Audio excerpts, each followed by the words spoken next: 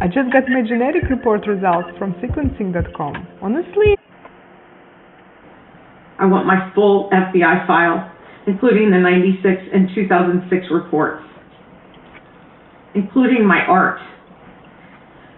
We also need the FBI and the Department of Justice to fully investigate every lead in this case.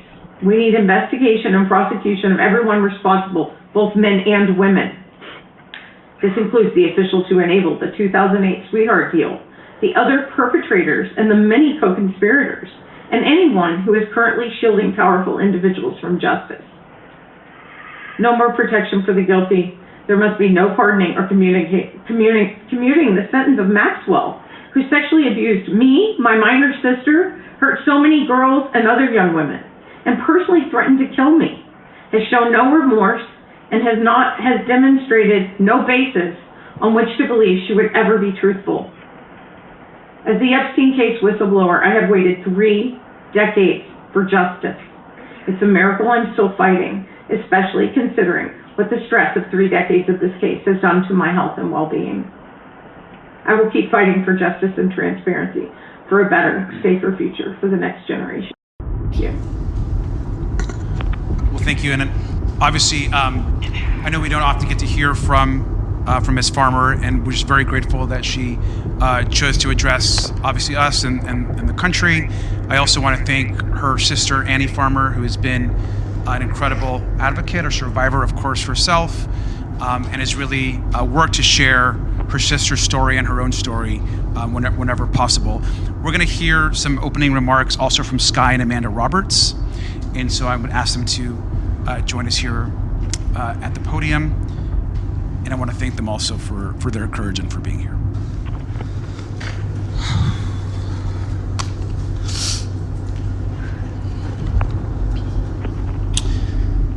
Well, I tell you what, folks, it seems as though no matter how much they try to hide this Epstein file, you can bring up walls, you can bring up the reflection pool, you can bring up White House ballrooms, underground bunkers, you can bring up all of the nonsense you want to bring up in the world. It is not going to dim the light on all of the evidence that is coming out about our United States government, Democratic and Republican weirdos who are doing lewd acts with minors, who are doing heinous crimes and sweeping it under the rug. Attorney generals, you name it, it's going on, and they're trying to cover it up. But guess what? Here on this live stream, we're not covering up anything. We're not going to let you cover up anything, and we are going to expose all that hits the airwaves. We're going to dissect it. Is it truth? Is it false? But either way, we on their neck. Thank you, Representative Garcia, and all members here today. We deeply appreciate the opportunity to be here. Obviously wish Virginia was here to do this herself, but I will do my best to keep it together and to get through this. My name is Sky Roberts, and I am the younger brother of Virginia Roberts Giuffre. I'm here today because without Virginia's courage and her story, we would not be having this conversation about accountability. In the summer of 2000, just steps away from this courtroom at Mar-a-Lago, Virginia was recruited by convicted trafficker Ghislaine Maxwell. She was only 16 years old, a child who had just finished 10th grade when she began being trafficked. Before her passing, Virginia gave sworn testimony exposing this for what it truly was: a global sex trafficking operation enabled, protected, and funded by powerful people. For years, survivors have been asked the same question: who were the names? The truth is, many survivors stay silent because many of these individuals still hold power, wealth, and influence in our society. Point blank, period. That is dangerous. No survivor should have to risk their own safety just to be believed.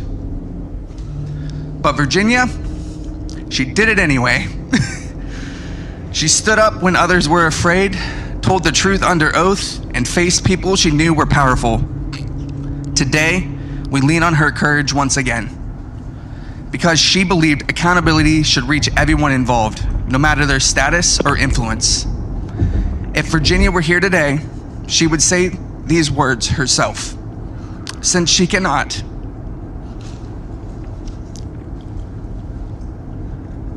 I will say them for her as her little brother. And with that, I'd like to share Virginia's own words from her sworn deposition dated May 3rd, 2016.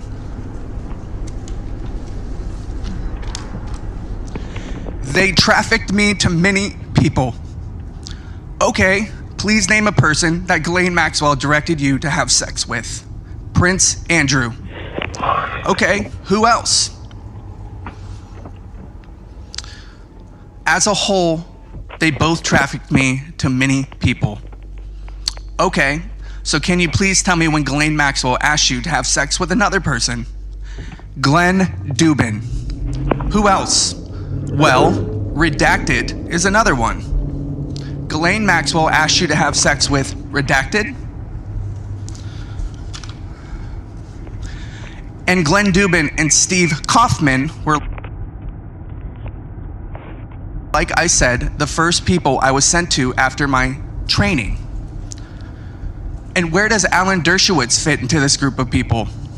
Same. I can't tell you piece by piece by piece who. I know Glenn Dubin was first. Okay. And I know Stephen Kaufman was one of the first that I was sent to. Alan Dershowitz could have been between there. Between Glenn and Stephen. This is only a small sample of the thousands of stories that still remain untold. But the question today is no longer whether names exist. The question is, what will Congress and the Department of Justice do about it? Even if only a handful of names are publicly known, will there finally be investigations and accountability? With that, I'd like to turn it over to my wife, Amanda Roberts.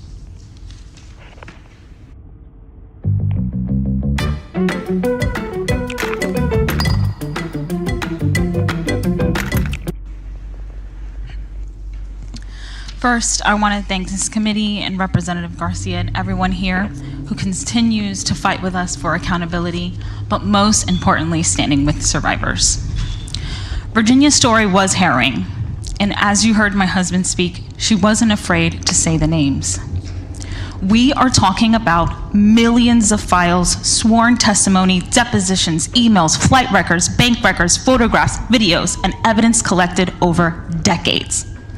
Evidence that points to a network, not just to people who trafficked and abused over 1,200 victims, girls, children, women, and boys. Epstein and Maxwell did not act alone, and Palm Beach was the blueprint. It was the center for expansion. So when this Department of Justice says there is nothing to see here, survivors know exactly what that sounds like, a cover-up. Virginia wrote in Nobody's Girl, "Don't be fooled by those in Epstein's circle who said they didn't know what Epstein was doing." That sentence should guide this committee's work. Because I don't recall is not enough. When people like Les Wexner are asked about Epstein's finances and alleged connections to his network, the public deserves real answers and investigations. When Howard Lutnick has given changing accounts about his association with Epstein, that deserves scrutiny, resignations, and investigations. When former Prince Andrew denied knowing Virginia, despite evidence and testimony surrounding that encounter, that deserves scrutiny and investigation. And when Acting Attorney General Todd Blanche met with Ghislaine Maxwell, a convicted sex trafficker accused of perjury, and shortly after was moved to a minimum security prison, that demands answers and investigations. So today we ask for 4 things. First, Congress must hold this Department of Justice accountable, including contempt proceedings, as the record has shown that this DOJ has violated the law. Second, state investigations must continue and expand in New Mexico, New York, Florida, the Virgin Islands, and everywhere this network operated. Third, this committee must issue further subpoenas and required alleged co-conspirators, enablers, financiers, and witnesses to testify under oath. Fourth, follow the money. Financial records are not secondary. They may be the key to exposing the full network. Suspicious payments, shell entities, possible tax violations, money laundering, and transactions connected to trafficking and abuse must be investigated aggressively, because financial crimes can open the door and lead to real prosecutions. And finally, the Epstein and Maxwell investigations must be reopened. Not partially, not quietly, but fully.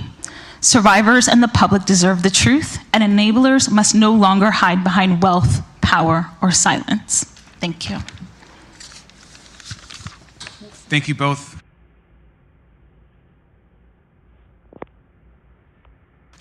Very much for those words. We are going to begin and hear some opening statements from our witnesses. So I want to just start by thanking Ms. Wild, who's going to be recognized now for her opening 5-minute statement. Ms. Wild. Hello, my name's Courtney Wild. When I was 14 years old, I was abused by Jeffrey Epstein. He abused me until I was 17 years old. What happened to me was terrible, but what happened after that by our own government changed my life just as much. I came here today to ask for one simple thing, to make sure this never happens again. I filed a case under the Crime Victims' Rights Act because government secretly made a deal with Jeffrey Epstein. They signed a non-prosecution agreement. They made the deal behind closed doors. They never told me, and they never told any of us. Instead, they sent letters telling me to be patient, even though they knew the case was already over. For years, I believed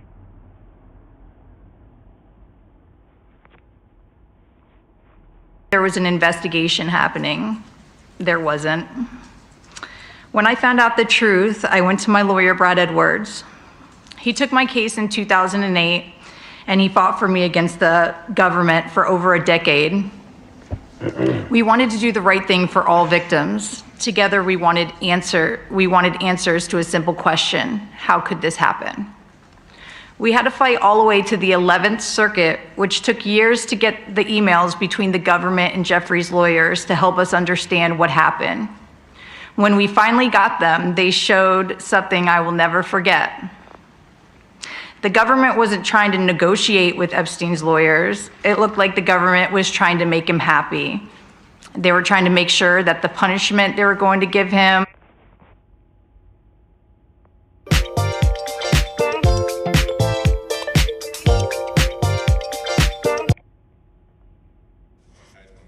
and create was okay with him. It seemed like they had forgotten that there were 40 of us kids who had been abused by him. I was so confused because where I come from, if you commit a crime, you go to jail. I have never heard the feds of letting you help them decide which crimes they're going to charge you with, or if you're cool with how long you're going to spend in jail. But I thought, what do I know? Maybe that's how it works for rich guys. That's how it did work for Jeffrey Epstein. Finally, after 10 years of fighting, in 2019, a federal judge finally ruled that my rights and that the rights of other victims were violated by the non-prosecution agreement. But there was nothing that could be done about it. There was no remedy. I just want to say it again. I'm sorry, I have to. The court found that the government violated the law and nothing happened. That means the law, the Crime Victims' Rights Act, 18 U.S.C. 3771, does not matter. And if the law has no consequences, it doesn't protect anybody. I was lucky to have a lawyer willing to fight for me for almost a decade. A lot of victims won't find that, especially in this case where everybody made us feel like we were crazy. So I'm asking you to fix that. Please fix the Crime Victims' Rights Act so it could actually help victims in the future. I have my own ideas, and my lawyers have more ideas, but I really hope that if nothing comes of this, we can finally get the legislation right. There needs to be a clear definition of what it means to meaningfully confer with victims. I'm still not sure what that actually means, but I know it never happened for me. There must be real consequences and penalties in the statute that apply automatically when a court determines that a victim's rights have been violated. The answer after years and years of litigation cannot be nothing happens when you finally win and prove that your rights have been violated. If prosecutors choose to ignore victims, those victims' voices must be put on the record, memorialized, and preserved, especially when a deal is made behind closed doors. There needs to be attorneys' fees provision so victims can find lawyers who will stand up for them. If those changes had existed back then, maybe what had happened to me and so many others would have not happened. My case against the government for violating the rights of at least 40 of us Palm Beach kids was happening from 2008 to 2019. Do you know how many other girls Jeffrey abused in that time period?